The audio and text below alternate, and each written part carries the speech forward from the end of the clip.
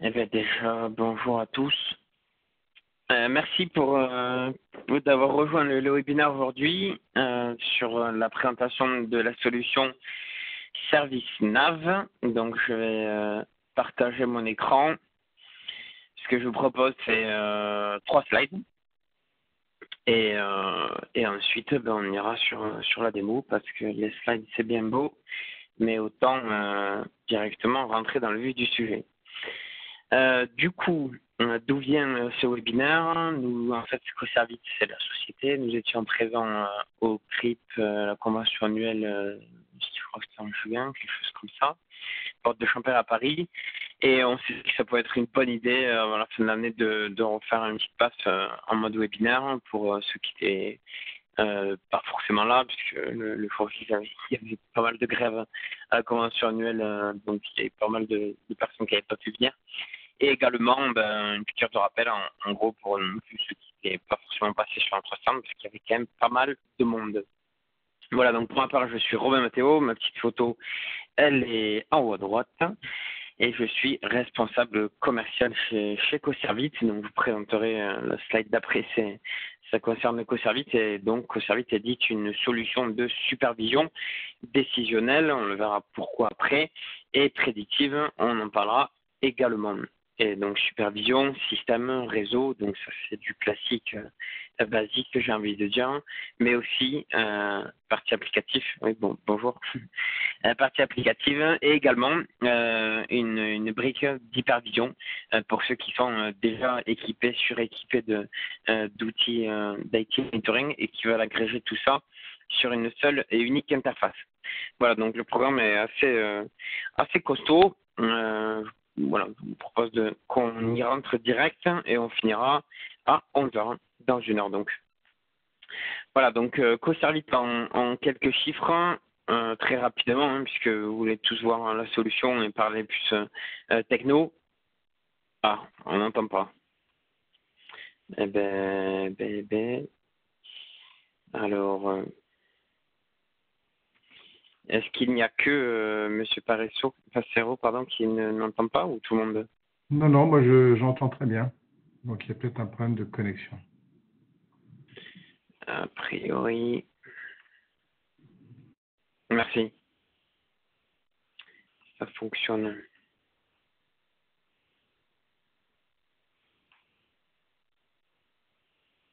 Ok, on va continuer.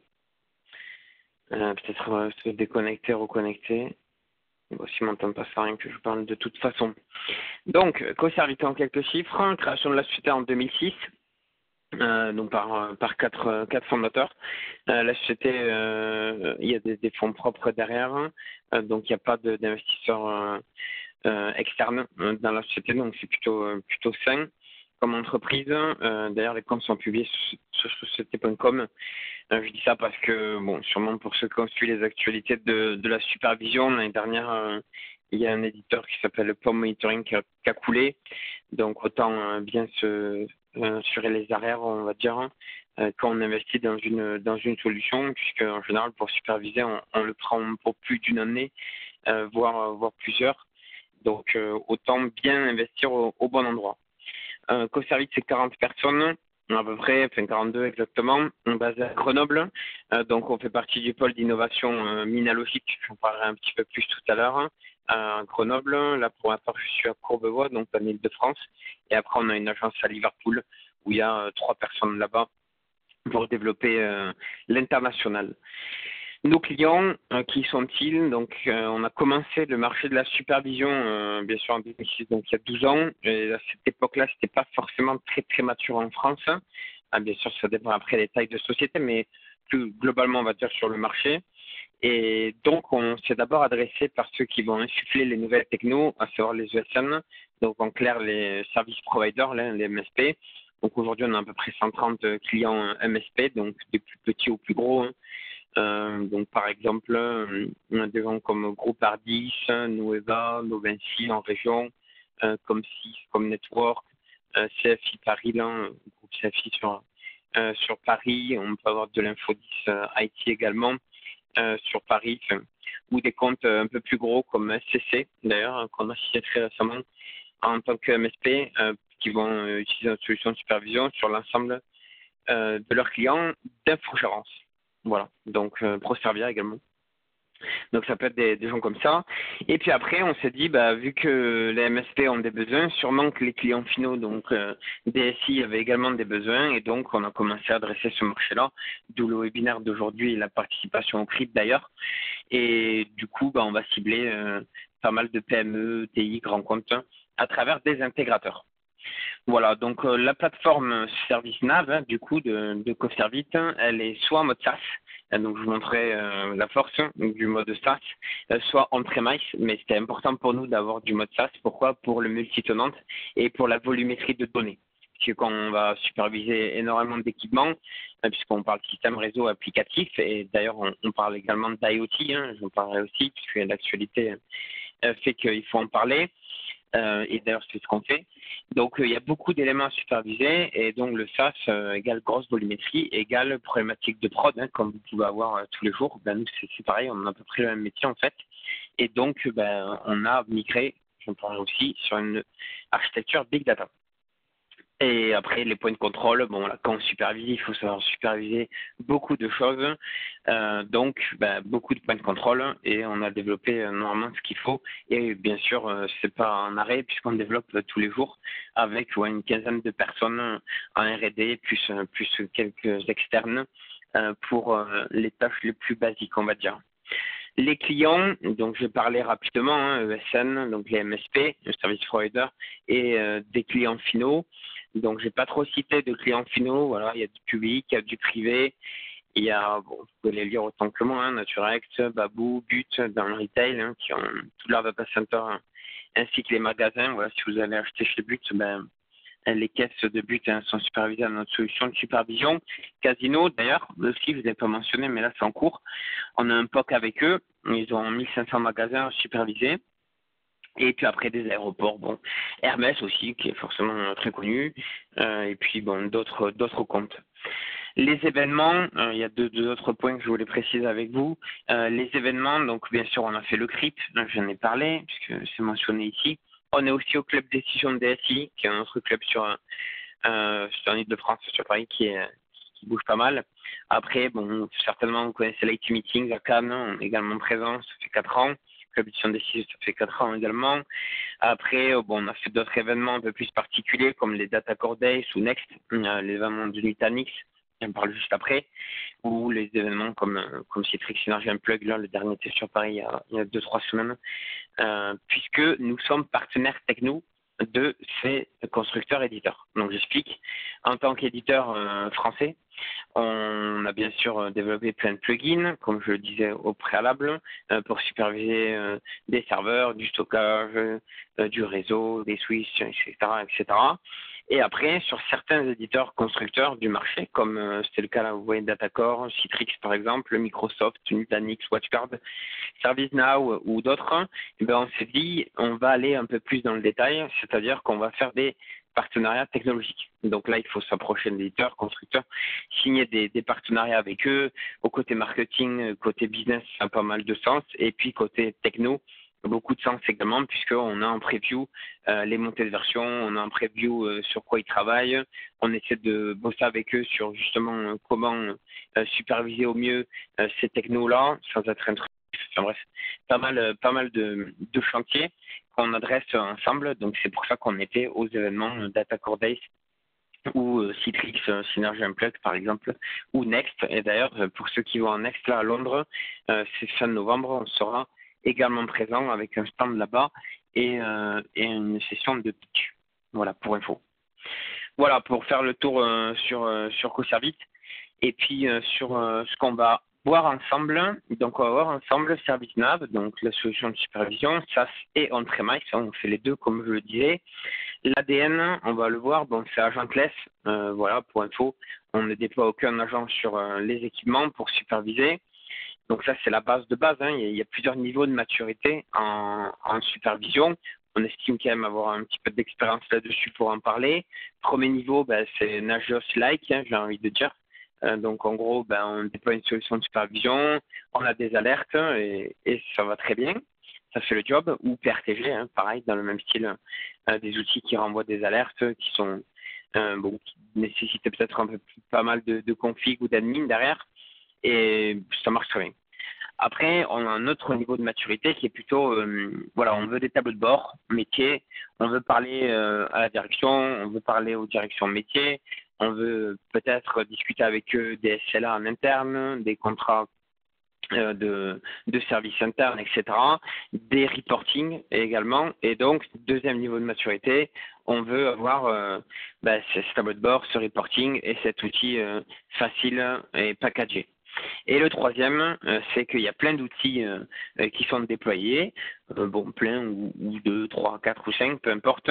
Et donc ça, on ne veut pas forcément y toucher. Par contre, on a besoin d'une surcouche hypervision ou hyperviseur. Et là, en fait, il faut tout agréger. Donc on a des collecteurs en fait un peu partout. Et ces collecteurs, il faut tout mettre au même endroit pour avoir, par exemple, comme on le voit ici, une météo des services utilisateurs que je vais expliquer dans la démo plus tard.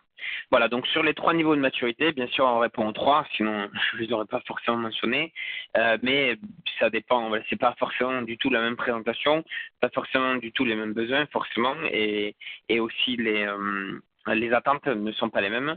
Et cependant, donc voilà, je vais essayer de faire une démo, on va dire, assez générique, qui va, je l'espère, couvrir les 3 niveaux de maturité. Voilà, donc quand j'ai parlé d'hypervision, pour faire ça, je l'ai mentionné tout à l'heure, il faut du big data. Pourquoi? Parce qu'on va traiter énormément de données. Donc nous, on est parti sur l'architecture big data là, sur la plateforme SaaS. Sur l'on-prem, on est en train de migrer nos clients petit à petit, puisque cette migration big data, on l'a faite cet été, en fait, pour tout vous dire. Donc c'est relativement récent. Après, on va parler de météo des services, de reporting, de liaison avec les outils d'ITSM, comme je l'ai dit tout à l'heure, ServiceNow par exemple, ou GLPI ou EasyVista. Ce sont des partenaires techno que l'on a. Donc ça veut dire qu'on va s'interfacer, il n'y a pas que eux, mais entre autres, on va s'interfacer avec ces outils d'ITSM, donc à la fois sur la partie ticketing et ou, à nouveau, ça dépend du niveau de maturité, sur la CMDB. Après, gestion des astreintes. Pourquoi? Parce qu'on a une application mobile. Et donc, quand on a une prod qui tourne à 24/7, c'est quand même bien d'avoir une app mobile pour voir les alertes dessus et faciliter les personnes qui sont en astreinte. Mine de rien, sur les retours clients, c'est quasiment 20 à 25% de temps gagné par rapport à pas d'application mobile. C'est-à-dire, il faut se lever, regarder, ouvrir le PC, etc. Savoir qu'est-ce qui se passe. Et puis après, on parlera forcément des maintenances préventives puisque c'est le quotidien de la prod. Voilà, je vous avais promis 3 slides, les voici, et maintenant je switch. J'espère que ceux qui avaient le problème de son là, ils ont pu Florent Passero, ils ont pu résoudre ça. Espérons-le. Donc, voici la solution.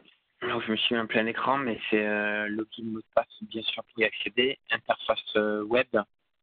Donc ça, c'est trivial, on va dire, donc je peux préciser un peu. Marque blanche, l'outil, c'est-à-dire qu'à la place de CoService, ServiceNow, etc., tout ça, on l'enlève et on met aux couleurs de la société utilisatrice. Et puis après, on a différents accès, forcément, en fonction de ce que l'on veut voir ou pas voir et ce que l'on veut communiquer, vous, à la DSI, puisqu'on estime que, bien sûr, bientôt, il va y avoir des marketeurs, si ce n'est pas déjà le cas, des gens en marketing à la DSI qui vont être chargés de communiquer. Alors, leur job, ça va être communication interne et externe d'ailleurs, puisque pilotage des contrats avec des infogéreurs ou des hébergeurs. Et donc, ces gens-là vont être chargés juste de communiquer aux autres utilisateurs ou aux infogéreurs. Donc, du coup, on s'est dit, si c'est le cas, autant communiquer avec des logos et des couleurs qui correspondent aux utilisateurs et avec les bonnes vues, donc différents accès. Donc, quand je me log, j'ai le panneau tout au-dessus de menu. Donc ça, je vais le réduire. Après, j'ai l'arborescence classique, puisque comme je vous l'ai dit, vu que c'est du SaaS, c'est forcément multitenant par définition. C'est pas du cloud privé, on est d'accord, c'est vraiment du SaaS. Donc multitenant, j'insiste là-dessus.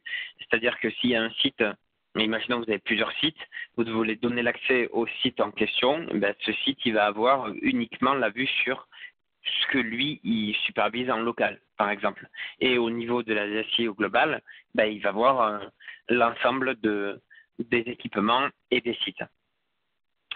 Ensuite, on a un sous-menu que je vais cacher également pour arriver sur ce qu'on a rapidement vu tout à l'heure sur mon screenshot, à savoir la météo des services utilisateurs. Donc un filtre, donc dans cette météo, qu'est-ce que je vois? Ça, c'est la vision la plus haute que l'on a au niveau de la supervision. Donc ma démo, je vais commencer par la vision donc la plus haute, cette météo, et je vais redescendre petit à petit avec des tableaux de bord d'exploit et du reporting. Et après, on ira voir la config que l'on voit que c'est pas forcément très compliqué à configurer. Donc services métiers qui sont peu importe en fait ce que vous savez tout simplement et ce que vous avez marqué, enfin vous supervisez et configurez. Après on a un état courant, donc il y a 4 états en fait. Le soleil, ça veut dire que tout est ok. Le nuage, ça veut dire que c'est un état dégradé. Donc vous voyez là on a un état dégradé. Pourtant le SLA, puisqu'on a un taux de disponibilité qui est calculé, il est à 100%. Oui, c'est normal. L'état dégradé, ça fonctionne, donc on ne va pas décompter de l'indisponibilité. Par contre, on est ric-rac, on va dire, on est sur la corde raide. Voilà, s'il y a quelque chose qui se passe encore moins bien, on risque d'avoir de l'indisponibilité et donc à ce moment-là d'impacter le SRA. Je vous montre tout à l'heure. Après, on a l'état bien sûr pluie, donc celui-là il faut l'éviter, c'est-à-dire que c'est indisponible à l'instant T. Et puis le point d'interrogation, on n'arrive pas à remonter l'information. Voilà. Après, donc, comme je disais, le taux de disponibilité, soit c'est vert, soit c'est rouge en fonction de l'objectif que l'on s'est fixé, et une tendance qui est mesurée par rapport à une période donnée. Donc là, je suis sur le mois en cours, mais bien sûr, vous pouvez choisir. Et la tendance sera forcément différente, puisqu'il va comparer ici les 15 derniers jours avec les 15 jours là qui sont passés depuis début octobre. Pour rentrer un peu plus dans le détail, si je prends par exemple une application, l'application CRM, bon bien sûr sachez que le SLA il dépend forcément d'une plage horaire, donc ça c'est configurable également. Et l'objectif, ici on s'est donné 100% d'objectif, et ça c'est pareil, si vous avez des contrats internes entre les différents services, ben, on peut changer en fonction de ces contrats-là ou différemment en fonction de vos objectifs, peut-être vous que vous fixez au sein de la DSI. Ensuite, comment on va faire pour avoir justement ce niveau le plus haut? Donc, si je clique ici sur la petite météo, j'ai en fait une arborescence qui m'est affichée. Et cette arborescence, qu'est-ce qu'elle dit? Ben, déjà, là, en fait, il y a une légende, tout simplement. Donc, la légende, c'est, déjà, je vais arrêter d'animer le chemin critique. Voilà, donc ça ne clignote plus.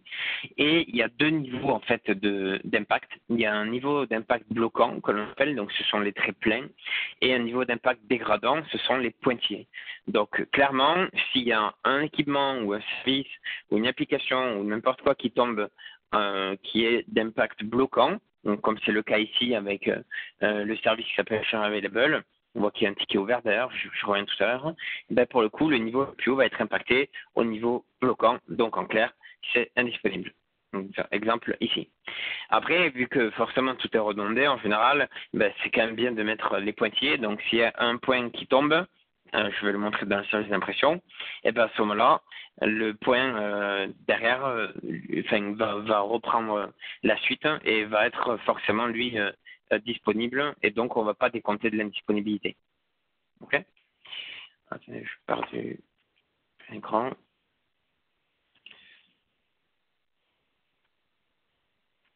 Je ne sais pas pourquoi, mais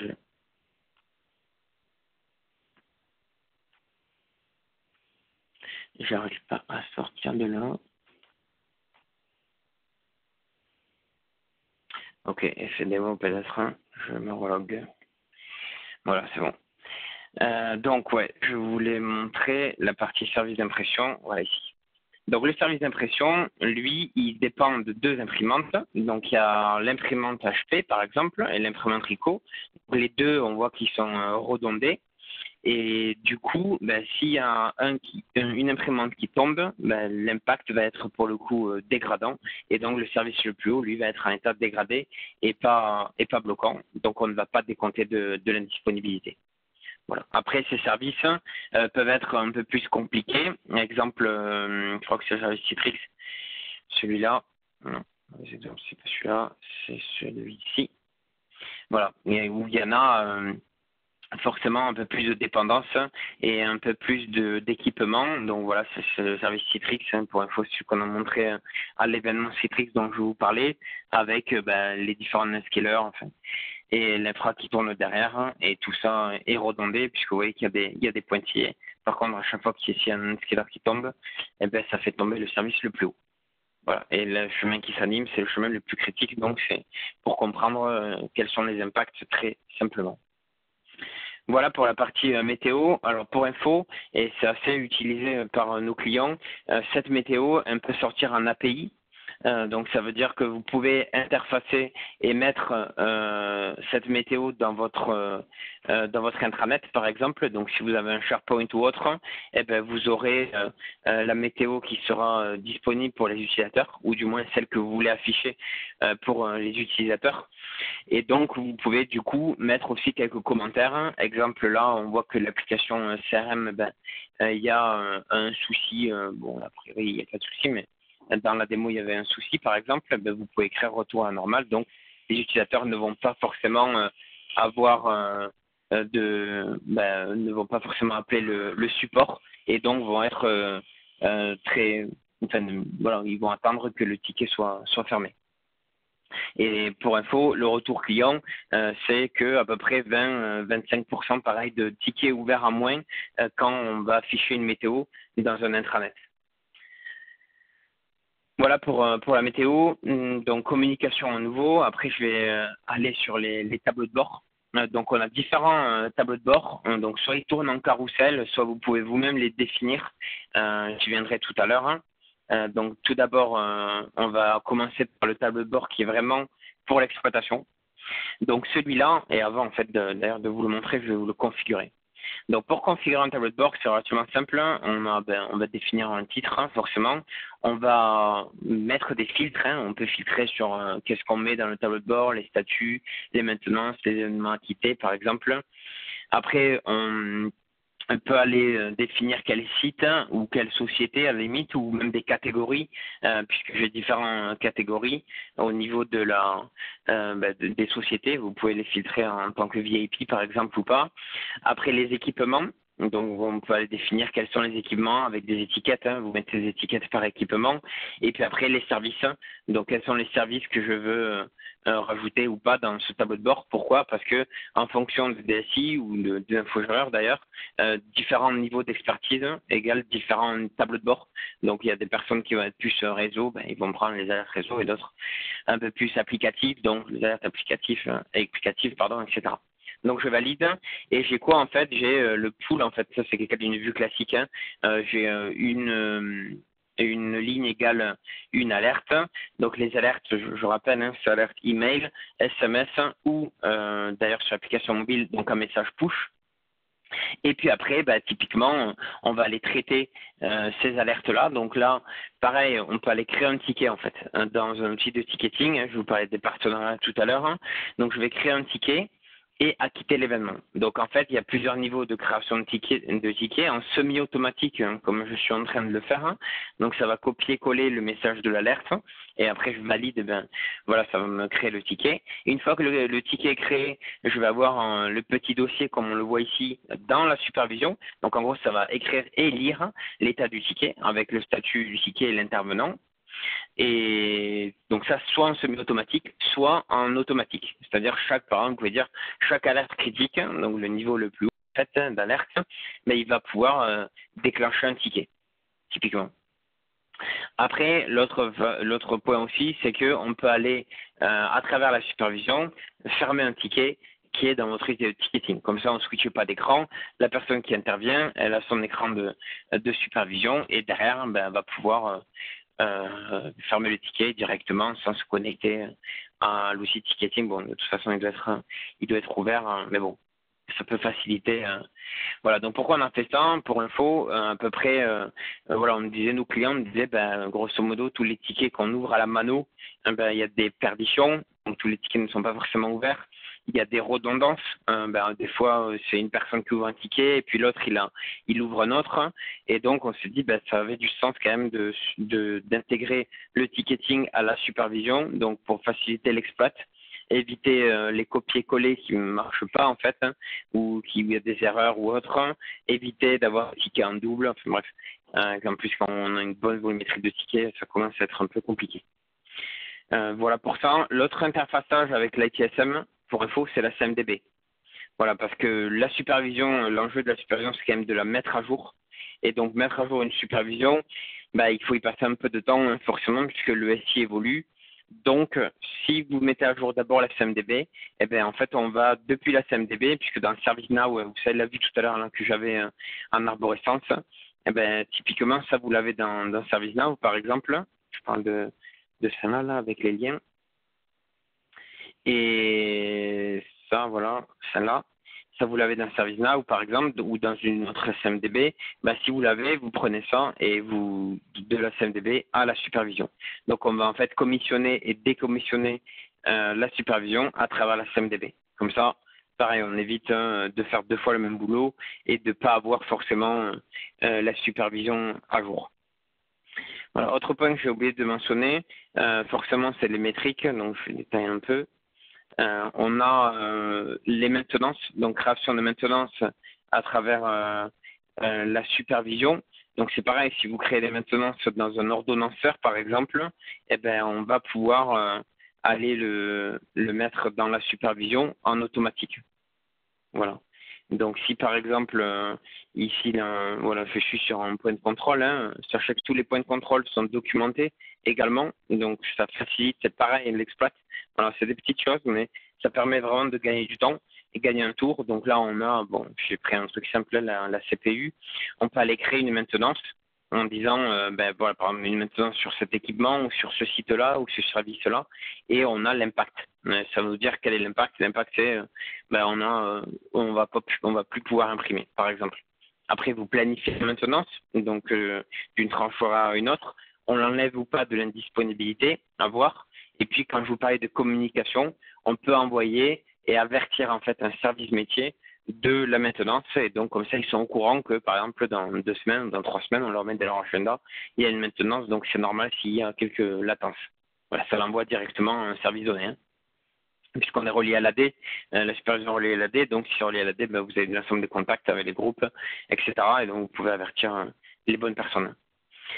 Pareil, autre point qui peut être, 2 autres points qui peuvent être pertinents de la supervision, redémarrage de service en automatique ou lancer des commandes en PowerShell ou autre. Donc là, on est vraiment sur l'action. Il se passe une alerte. Automatiquement, on va lancer des actions qui sont configurées. La politique de notification, forcément, on va notifier d'une période de notification à une autre, enfin, avec une plage horaire à une autre. Et puis après, on a des notions d'escalade. Donc, vous pouvez aller escalader, par exemple, s'il y a une personne qui, pendant, on va dire, 10 contrôles, c'est-à-dire 100 minutes, n'intervient pas, ben, pour éviter que le SLA soit impacté, on va avertir une autre personne, et ça jusqu'à 3 niveaux d'escalade. Pour info. Donc là, je tombe plus dans la config. Je repars sur mes tableaux de bord. Du coup, celui-là, je vous l'ai montré. Après, il y en a un autre qui est celui-ci. Donc celui-là, il permet de catégoriser les événements. Donc là, c'est pareil, une ligne égale une alerte. Donc on a par colonne, on a l'ensemble des alertes, bien sûr. Et par contre, ce qui est pertinent, c'est que, comme je le disais, s'il y a une personne qui est plutôt sauvegarde, imaginons, vous faites un tableau de bord sauvegarde et matériel, et donc chaque matin, boum, on se lève et on va voir, enfin on va au bureau forcément, et on va regarder l'état des sauvegardes et des disques, par exemple. Et puis après, une fois que ce tableau de bord est vide, je passe sur celui d'exploitation. Après, donc ça c'est des tableaux de bord, on va dire classiques que vous pouvez avoir, un peu moins classiques. Ce sont, ouais, bon, alors celui-là c'est pareil, en général il y est dans la petite supervision.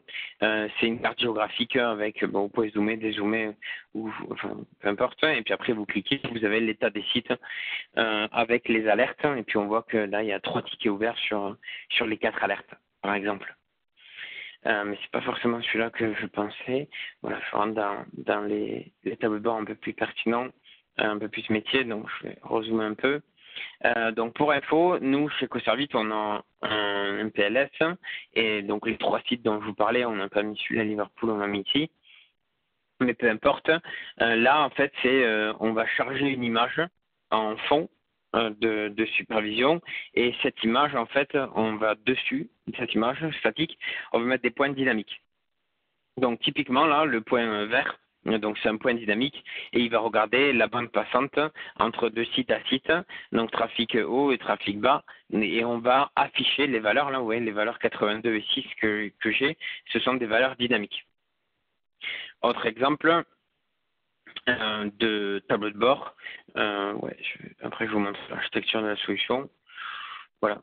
Pour par exemple des clients du retail, on a imaginé ce tableau de bord qui nous a été demandé en fait, où on a les caisses. Donc vous voyez, on a un supermarché, imaginons, avec, je vais zoomer, voilà, c'est mieux. Donc on a 5 caisses. Parmi les caisses, on a bien sûr le tapis où on met nos courses. On a le comment ça s'appelle, là où il y a les sous, la caisse, voilà, l'écran et puis le terminal point de vente. Donc en gros là on va payer. Et donc on va superviser la caisse au global. Donc là le point ici, si je clique, en fait c'est une météo. Pourquoi? Parce que elle dépend, voilà, si je visualise la carte, vous voyez, elle dépend de façon bloquant sur l'ensemble des 4 points de contrôle que sont, ils sont ici, le tapis, ce que je vous ai cité. Et du coup, on a l'état global de la caisse, est-ce qu'elle fonctionne ou pas. Et après, on va pouvoir mentionner, donc récupérer le revenu de chaque caisse qui est facturée avec le nombre de clients qui sont passés à la caisse. Et on voit que si sur une journée, on va facturer, je dis n'importe quoi, 1000 clients, si on a 12 au bout à 11 heures du matin, c'est qu'a priori, il y a un souci. Donc, on a l'impact business et à côté, presque, on pourrait marquer perte de chiffre d'affaires. Grosso modo. En fait, c'est pareil, c'est le revenu. Donc, en fait, c'est juste une soustraction à faire. Voilà, donc on va vraiment afficher des valeurs dynamiques sur des écrans statiques. Donc, pour revenir à une autre façon de regarder aussi les choses, pour vous donner des idées en fonction de vos corps de métier. Je ne peux pas trop personnaliser le discours, mais en tout cas, l'idée, c'est de pouvoir en fait avoir des tableaux de bord métiers, puisque souvent les métiers ont besoin de visibilité sur leur applicatif. Voilà, par exemple, Hermès, que je connais plutôt bien, eux, ils voulaient aller superviser l'ensemble des magasins. Et donc, ils avaient des points de contrôle assez particuliers au niveau des magasins. Et du coup, ils ont fait leur map qui remonte directement à la DSI. On est en contact sur de prod. Et la DSI, c'est une dame, elle a vu uniquement sur un tableau de bord, puisque c'est globalement ce qui l'intéresse, ou c'est ce qu'on lui demande au niveau de la direction. Autre cas, les aéroports, donc l'écran que vous avez. L'aéroport ici, par exemple, de Marseille, qui est d'ailleurs au clip pour info. Là, l'idée, c'était quoi? C'était de dire, on a différents halls avec différents parkings et on va superviser les barrières de parking. Donc là, on a une barrière qui est down, puisqu'elle est rouge, et donc ça veut dire qu'on ne peut pas les garer, donc perte de chiffre d'affaires. Et pour ceux qui sont dedans, typiquement, ils ne peuvent pas sortir. Donc c'est critique. Je ne sais pas si vous voulez que je vous en montre d'autres, mais je peux. Vous voyez, on peut aller voir celui-là. Pareil, celui-là, assez métier aussi. Donc, en gros, c'est le site web. On va regarder si le site web est up ou down, le nombre de personnes connectées dessus, le temps de latence du site web. Là, on est assez critique parce que il y a 4000 secondes d'attente, les gates, comment on dit, les portes d'embarquement, avec le Wi-Fi sur chaque porte d'embarquement et puis le temps d'attente même, enfin voilà, des données assez métiers. Donc ça, en général, ça fait mouche parce que ça permet au DSI d'aller voir les métiers à nouveau et de discuter des besoins et de les traduire sur un tableau de bord que eux seuls ont accès. Ok. Du coup, je repars sur mes autres tableaux de bord et je voulais vous montrer, puisque tout à l'heure j'en ai parlé, de l'architecture de la solution. Il est où? Ah ouais, si. Oui, bon, je montre après. Ok, donc en général, quand on fait du support sur la partie applicative, on n'est pas expert non plus de l'application. Cependant, il faut qu'on comprenne d'où vient quoi et quel est l'impact de l'alerte que j'ai. Donc déjà, pour créer ce tableau de bord-là, puisque je vous en montre depuis tout à l'heure, mais je ne vous dis pas comment on les crée, on va aller les créer ensemble. Donc quand je les crée, en fait, je vais charger une image, comme je le disais, et puis une fois que cette image, donc c'est l'image de fond, et après je vais aller pointer, je vais faire du click and drop, je vais aller pointer soit sur un service utilisateur, donc rappelez-vous, c'est le service le plus haut, soit sur un équipement, soit sur un service unitaire. Donc là, en fait, il me cherche l'ensemble des services, je clique sur celui-là et j'ajoute, et ça va me pointer ce point-là sur le service en question. Donc après, c'est du custom que je fais avec la taille du cercle, le contour, est-ce que le cercle est plein, est-ce que le cercle est vide avec uniquement les contours, enfin bref, le positionnement, l'image, etc., etc. Donc voilà, c'est relativement simple à faire. Franchement, il n'y a rien d'autre à faire que ce que je viens de faire. Après, ce qu'il faut juste avoir, c'est bien sûr l'image de fond. Et ce qu'il faut aussi comprendre, surtout, c'est les dépendances entre chaque brique. Donc, je reviens à mes petits moutons. Tout à l'heure, je vous disais hypervision, big data. Donc là, un petit peu d'histoire. Pourquoi? Parce que chez Coservit, on s'est dit, voilà, on a une solution SaaS. On supervise à peu près 350 000, on a 350 000 points de contrôle à peu près. Donc, c'est un truc comme 150 000 équipements, quelque chose comme ça. Et je crois qu'il doit y avoir 100 000 ou 120 000 serveurs. En tout et pour tout sur toute la plateforme SaaS. Donc ça fait pas mal de volume. Donc on est dit, avec une base classique SQL, on va avoir du mal à faire du capacity planning, on va avoir du mal à faire du prédictif. Donc en gros, toute l'intelligence qu'on peut avoir au niveau d'une supervision, ou du moins ce qu'on attend à terme. Donc on s'est dit, on va essayer de travailler sur une archi qui tient la route, mais on va pas le faire tout seul, ça serait trop compliqué. Donc, on a répondu à un appel à projet. Et en fait, cet appel à projet a été fait par Minalogic, en fait, simplement. Et du coup, on a fait un projet qui s'appelle Smart Support Center. Donc là, je suis en train de charger la page, voilà, ici. Smart Support Center, porteur de projet Coservit. Après, je vous laisserai lire les enjeux. Mais en tout cas, dans les partenaires, il y avait Salesforce, il y avait HPE également, et il y avait le laboratoire de recherche informatique, le LIG, il s'appelle, à Grenoble. Et donc, au bout de financement de l'État, 5 millions d'euros, donc 3 ans de boulot avec pas mal de travail derrière. Et l'objectif, c'était donc de sortir une architecture qui pouvait correspondre en fait aux usages IA et Big Data. Donc, je reviens à mes petits moutons, c'est celle-ci. Et on a pondu, entre guillemets, cette archi. Donc là, on a la techno Big Data que vous avez avec une base Cassandra. Enfin oui, si je peux dire une base, voilà, la partie Cassandra, Elasticsearch, du classique, RabbitMQ et de la Hadoop avec du Storm et du Spark. Donc en fait, tout ça, c'est la scalabilité. Ça, c'est sûr, on se l'a affranchi. Il n'y a plus de souci de scalabilité. Deuxième point, maintenant, ça va être de faire de l'analyse. Donc pour faire de l'analyse, on va se baser sur les données brutes, mais pas que, et sur les données aux heures de pic. J'expliquerai tout à l'heure. C'est-à-dire que la supervision d'elle-même, elle va aller regarder aux heures de pic quelle est l'utilisation chaque jour. En fait, c'est pas vous qui définissez l'heure de pic, c'est la solution elle-même. Elle va dire voilà, à l'heure de pic aujourd'hui, c'était à midi quand tout le monde s'est connecté, et donc le SI a été plus sollicité que normalement.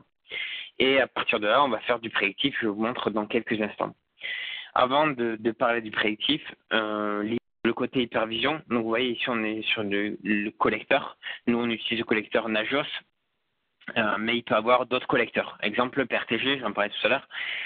Il y a pas mal d'utilisateurs PRTG en France, aussi au UK d'ailleurs, et surtout en Allemagne, puisque c'est une société allemande. Et ce qu'on a fait, on a utilisé en fait PRTG en tant que collecteur. Donc ceux qui veulent pas changer là aussi de supervision, parce qu'il marche très bien, et qui veulent avoir uniquement la surcouche, en gros on va connecter notre solution à PRTG. PRTG ici, il va remonter les informations dans le service nav, et puis après on utilise le service nav classiquement. Mais le collecteur, c'est du PRTG. Après, ça pourrait être du Zabbix, ça pourrait être du Nagios forcément classiquement, autre outil de supervision, du SolarWinds, etc. Donc peu importe, mais en tout cas, on remonte tout dans cette plateforme Big Data et après on va l'analyser. Ok, donc là je vous montre, on a quelques mocks, on va dire, et quelques vidéos sur lesquelles on commence à communiquer pour dire on commence à aller vers de l'IA. Donc grosso modo, on a une première partie de prédiction. En fait, on voit sur deux choses. Première partie, c'est la prédiction. Donc en fait, savoir qu'est-ce qui va se passer, la météo future. Donc là, normalement, vous devrez voir la vidéo. Ouais, c'est bon. Donc là, vous voyez, on a le point d'état. Je refais. On a le point d'état maintenant, donc c'est vert. Après, on a le point d'état à 2 heures. Pour le coup, c'est orange. Bon, c'est assez basique, mais l'idée est là. Et le point d'état à 15 heures. Donc, on a 2 heures et 15 heures. On va marcher comme ça. Je fais pause. On a l'état courant. On a l'état dans 2 heures. Donc là, pour le coup, ce sera nuage. Et on a l'état pluie. Et pourquoi? Donc la question c'est pourquoi dans 15 heures il va y avoir de la pluie. Donc d'où ça vient? Donc déjà, en termes de SLA, on va être meilleur normalement. Donc là, j'avance un peu et ça me dit quoi? Ça me dit que ça vient de l'Arcoon, par exemple. Et donc typiquement, sur l'Arcoon, en fait, il va me tracer par rapport à du comportemental la courbe potentielle de ce qui va se passer, par exemple, sur l'Arcoon, qui est impactant au niveau de la météo et du trafic Internet. Donc, et du service métier Internet d'ailleurs. Donc là, tout ça, c'est fait à travers l'architecture dont je vous ai parlé. L'objectif, c'est prédire une météo, et pour vous, c'est d'éviter d'avoir des SLA qui soient trop impactés. Voilà. Du coup, on a un pôle lab pour info dans la R&D chez nous à Grenoble. Il y a le lab qui est concentré là-dessus. Et après, les deux autres l'autre partie de boulot qu'on essaye de faire, c'est les faux positifs. Parce qu'on a beaucoup, qu'on a beaucoup d'équipements, on va avoir beaucoup de faux positifs. Nous, on commence à bosser avec des grosses SS2I, Atos, Neuron ou Deloitte par exemple. Ces gens-là, ils nous disent, voilà, sur un pool de, je sais pas, 20 personnes ou 30 opérateurs, il y a quasiment la moitié presque qui ne servent pas à vraiment su faire quelque chose parce qu'en gros, ils s'occupent que des faux positifs. Donc, comment on va y répondre? Premièrement, on va faire un tableau de bord sur quels sont les équipements où il y a le plus de faux positifs. Ensuite, on va scorer ces équipements-là et après, on va proposer, la solution va proposer sur une base d'analyse de 3 mois, pareil que le prédictif, des seuils en fait, en disant voilà, à la place d'avoir un seuil à 82%, on va avoir peut-être à 87,8 ou 92,3 par exemple. Et après, il va me donner quels sont les impacts de ces nouveaux seuils en disant, voilà, si typiquement, avec les seuils actuels, j'aurais eu 63 alertes, et là, je n'aurais a priori plus que 12. Voilà. Et donc là, vous voyez, on est sur la moyenne à l'heure de pic. Donc ça, on l'a déjà dans le soft, où on va vraiment pouvoir remonter sur des données qui datent un peu, pareil, en live dans la supervision ou à travers les rapports. Voilà. Donc ça, c'était ce que je voulais vous montrer. Pour la partie heure de pic, je reviens. J'ai oublié. Je reviens dans météo. Je prends par exemple un point de contrôle. Bon, je prends celui que j'ai l'habitude de prendre d'habitude. Là, on a les métriques. Et sur les métriques, vous voyez, on a les données brutes et on a les données à l'heure de pic. Donc, on va avoir une remontée dans le temps beaucoup plus dans le temps, et on va regarder chaque jour ce qui s'est passé sur l'heure de pic, puisque a priori c'est ce qui est le plus important. La moyenne globale, ça ne sera pas grand chose franchement, puisque en fait c'est trop moyenné, et en général un pic vous l'avez pas pendant une surutilisation, vous l'avez pas pendant 3 jours, sinon c'est qu'il y a vraiment un problème. Vous l'avez pendant 5-10 minutes, et quand on fait les rapports ou les moyennes, en fait on voit plus rien. Donc grosso modo le rapport ne sert pas à grand chose, à part de dire que ça va, sauf qu'à un moment ça n'était pas. Et après, il faut creuser un peu plus. Voilà. Donc, maintenant, c'est le temps de vous montrer les rapports. Donc, dans les rapports, je vais vous montrer comment ça se configure. Il s'envoie automatiquement à travers la plateforme. Donc, le reporting, il est ici. Je vais en prendre un, par exemple. On va filtrer sur quand on veut le rapport, la période d'analyse, sur quoi on veut le rapport. Bon, je passe. Et sur la politique d'envoi. Donc, la solution en français et en anglais d'ailleurs. Donc, on peut l'avoir un rapport en français et en anglais. On le fait envoyer automatiquement à une fréquence donnée. sur un partage réseau pour historiser ou sur une messagerie. Et puis après, j'ai différents rapports. Donc, on va commencer par un premier qui est celui-là. Donc, pareil, tout à l'heure, j'ai dit sa marque blanche. Donc, CoServit, ServiceNav, tout ça, vous l'enlevez. Dans ce premier rapport, on a un rapport en fait qui permet c'est presque le copier-coller en gros de la météo des services, mais en mode reporting. Donc, on a les services métiers que j'ai voulu moi apparaître, c'est un exemple suivant. Donc l'infra, la sauvegarde, etc. Avec le taux de disponibilité mesuré versus l'objectif. Après, pareil, je peux avoir la même chose sur les équipements. Et puis, je vais avoir service par service un détail. Donc là, je vais zoomer un peu plus. Voilà. Donc, par exemple, sur le stack Citrix, imaginons, j'ai un objectif à 99%, un taux de dispo mesuré à 92. Ça veut dire quoi? Ça veut dire qu'il y a 3 jours et 80 de disponibilité. La plage horaire mesurée. Après, les évolutions et tendances. Donc, quand ça s'est passé, là, a priori, il y a eu 2 indisponibilités, 3 indisponibilités, durée moyenne d'une indispo. Et puis, ensuite, j'ai le graphique, un histogramme, en fait, pour savoir qu'est-ce qui s'est passé et quand. Et puis après, donc ça, ce qui est en rouge, c'est moi qui l'ai écrit à la mano. Donc, en fait, vous donnez les préconisations et les recommandations au public qui va lire ce rapport, donc typiquement direction ou métier ou DSI, par exemple. Et donc, l'idée, c'est quoi? C'est de prioriser les actions, le budget, les ressources en fonction des gains de productivité. Donc, c'est typiquement, tout à l'heure, ce que je marquais sur vous savez, le tableau de bord sur les caisses, bah, c'est ça en fait. Un peu pareil, sauf qu'ici, on est sur service métier par service métier, donc on pourra avoir service métier à la place de Stack Citrix, le RP, par exemple. Voilà. Bah, si on ne peut pas facturer en fin de mois, je pense que ça peut être un problème. Voilà sur un type de rapport. Notre type de rapport, ça va être celui-là où on va être un peu plus dans l'analyse. Donc là, je prends un point de contrôle en particulier et en fait, bon, imaginons la CPU et par exemple, je vais tracer la courbe du 1er au 29. Après, l'utilisation en pourcentage, donc la moyenne et la moyenne heure de pic qu'on retrouve ici. Donc, vous voyez, tout à l'heure, je disais, la moyenne, c'est trop moyenné. L'heure de pic, ben, on va voir, oui, qu'a priori, il y a un jour où c'est passé à 75%. J'ai pareil les évolutions sur les 6 derniers mois. Donc, qu'est-ce qui s'est passé en consolidé? Donc là, -1, -2, -3, la moyenne à l'heure de pic. Et puis, bon, après, un peu plus classique, le rapport sur les sauvegardes avec, par exemple, succès, alerte, échec, et puis les taux de réussite des sauvegardes, par exemple. Un autre qui peut être utile, je finis là-dessus, c'est un rapport de capacité. Donc en fait, ce rapport de capacité, il me dit quoi? Il me dit par exemple sur les disques, quels sont les équipements qui sont en surcharge, donc plus de 70%. Ça, c'est vous qui le définissez le seuil, 70%. Les équipements qui sont utilisés de façon normale et les équipements en sous-utilisation, donc moins de 30%. Et puis après, ben, on va avoir équipement par équipement. Et on va avoir la liste en disant, ben voilà, l'équipement 1, capacité totale, donc le taux d'occupation, la variation sur la période. Et typiquement, nous, la prochaine étape, ça sera de alerter sur une variation. Ben voilà, par exemple, on a 41%, on a 60%, variation de -7. Si on avait plus 7, ben dans 3 mois ou dans 4 mois, attention, ça va être à 90%, donc alerte pour dans 3 mois, quoi, en gros. Voilà, 10h52. Je voulais avoir un peu de temps pour les questions. L'idée, bon, pour vraiment résumer, c'était de... Ben, j'espère que j'ai passé, si je reprends un petit slide là, Agentless, donc ça, je l'ai montré rapidement à travers l'architecture de la solution.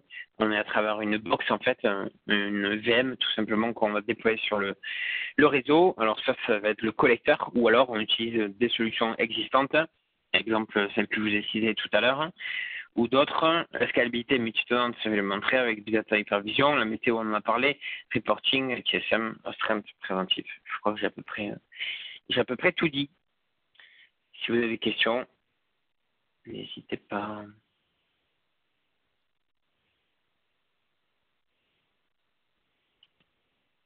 À travers le chat, je crois, parce que on vous a coupé le micro. Est-ce que tout est clair? qu'il y avait des passages que vous voulez que je reprécise ou autre.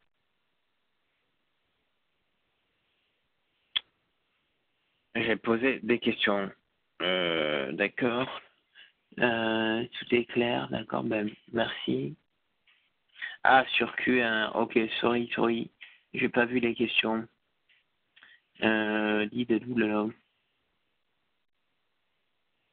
Ah oui.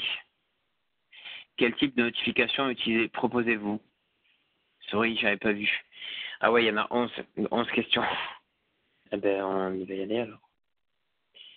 Il faut juste que j'agrandisse. Ok, donc je vais les prendre du bas en haut, si ça ne dérange pas. Donc sur les types de notifs, notif alerte email, alerte SMS et message push. Après, sur certains écrans de tableau de bord, on peut avoir des alertes sonores également. Voilà. Donc j'espère que j'ai répondu. Ensuite,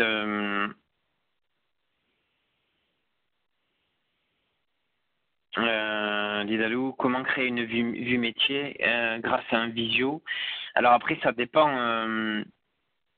de quelle vue métier vous parlez, mais alors je vais essayer là d'être bon dans la réponse. En gros, il y a la partie supervision, donc sur la météo. Donc comment on crée la météo? En fait, la météo, c'est des dépendances entre équipements. Donc, pour avoir ce résultat-là que j'ai à l'écran, on va aller dans la partie configuration.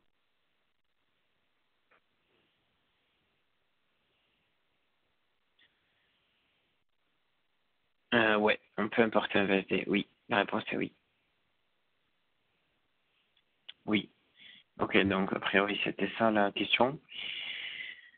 Ouais, on peut importer un VSD. Alors, du coup, c'était pas la bonne réponse que je mentionnais. C'est dans le tableau de bord. Donc, sur les tableaux de bord, je ne l'ai pas montré, c'est vrai, celui-là. Mais voilà. Là, typiquement, c'est un visio. Et sur le visio, j'ai mis des points de contrôle dynamiques. Donc, exemple, celui-là ou d'autres. Celui-là, il est en rouge, par exemple. Voilà. J'espère que ça a répondu. Après, peut-on accéder à une plateforme de démo? Bien sûr. Login, mot de passe qu'on peut vous passer. Sans agent, comment sont exécutées les commandes à distance? Ça, c'est une bonne question. Mais alors, je vais inviter mon collègue qui est consultant. Je ne sais pas si tu peux prendre la main ou répondre. J'arrive. Ça, on va vous répondre. Peut-on se connecter avec d'autres outils ITSM que ceux de vos partenaires? CAHP. Oui, alors en fait, pour les connexions ITSM, on utilise des web services ou des API. Donc en fait, ce qu'on a déjà fait, forcément, eux, ils nécessitent pas forcément de dev, c'est juste une configuration d'une demi-journée à 2 jours. Après, pour les autres, en gros, aujourd'hui, on a à peu près une dizaine de connexions. Les outils d'ITSM, il y a IWS aussi, des EasyLog. Que j'ai pas cité. Il y en a quelques-uns d'autres qu'on a documentés sur notre site web. Si vous tapez ServiceNav ITSM sur Google, normalement ça vous le sort. Et sinon, sur les autres outils, ouais, il faut juste à travers web, si ça sort en web services et si ça communique, on peut le faire, la connexion. Voilà. Après. Qu'est-ce qu'il y avait comme autre question? C'est un Gentless, donc SNMP, ouais. Donc SNMP, c'est SNMP ou WMI d'ailleurs en supervision. Et quelle version? V3 ou V4, si je dis pas de bêtises. C'est pareil, ça, il faut que mon collègue m'aide. Ok, après, peut-on récupérer les données d'autres outils de supervision? Y a-t-il des connecteurs? Oui, alors aujourd'hui, les connecteurs qu'on a réalisés, c'est avec... en fait, il y a... Voilà, il commence à me répondre. J'arrive. Ok, donc les connecteurs enfin les outils de supervision qu'on a connectés déjà, il y a PRTG, comme je le disais, c'est pour ça que j'en ai pas mal parlé. Après, Nagios, nous on est sur un cœur Nagios également, donc c'est relativement simple pour pour les récupérer la donnée. Donc il y a deux façons en fait de faire. Soit on laisse le Nagios qui est aujourd'hui et on va se connecter dessus. Soit en fait on va importer les données, le Nagios existant et on va l'importer dans notre outil de supervision. Donc en gros on prend le fichier de conf qui est normalement un fichier Excel, un Nagios, et on l'importe dans notre outil de supervision. Voilà. Après, oui, après donc Jean-Yves me disait pour les commandes, puisque c'était sans agent, comment exécuter les commandes à distance. Donc Jean-Yves me disait le boîtier exécute des plugins en remote access avec WinExe, WinRAM. Voilà. Après, et sous Linux. SSH. Et il est en train de répondre sans lag. À la limite, après, on pourra faire une autre session. Ouais, en SSH, voilà. Il a répondu. Mais Jeff, si tu peux répondre peut-être dans le QR, ça serait peut-être plus simple. Comme ça. Oui, en SSH. Voilà. Après, qu'est-ce qui m'a manqué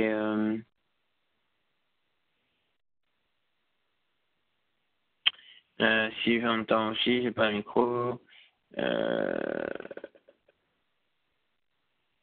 Voilà, ben, je crois que quel type de notif?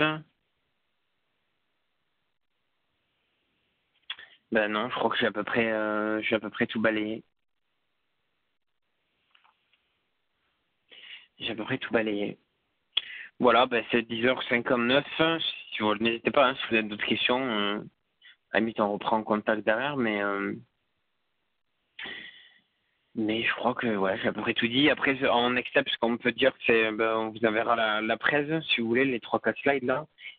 Et puis l'autre point, si vous êtes branché réseaux sociaux, n'hésitez pas à nous suivre sur Twitter ou sur LinkedIn.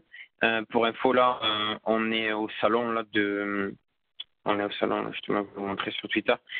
On est au salon IoT Solution World Congress à Barcelone. On a un stand là pour 3 jours. Donc vous avez toutes les news sur notre Twitter, c'est du classique, ou sur la page de Coservit au niveau de LinkedIn. Et normalement, on a toutes les news qui sont là, avec aussi des articles